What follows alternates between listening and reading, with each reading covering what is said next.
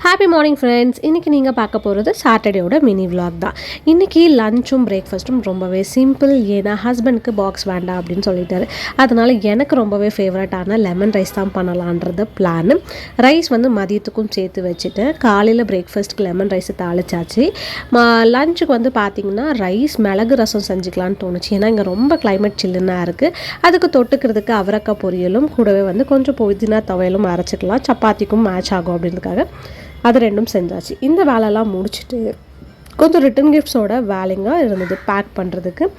இப்போ பார்த்திங்கன்னா பெங்களூரில் வரமகாலட்சுமி நோம்புக்கான நிறைய ப்ரிப்ரேஷன்ஸ் போயிட்டுருக்கு. அதில் வந்து நம்ம வந்து ரியாஸ் ரிட்டன் கிஃப்ட்லேருந்து கொடுக்கக்கூடிய தாம்பூலம் செட்ஸ் வந்து ஆர்டர் பண்ணியிருந்தாங்க. அந்த வேலையை தான் ஃபஸ்ட்டு இந்த வேலையெல்லாம் முடிச்சுட்டு பண்ண போகிறேன். கிச்சன் வேலை எல்லாமே கம்ப்ளீட் ஆகிடுச்சு.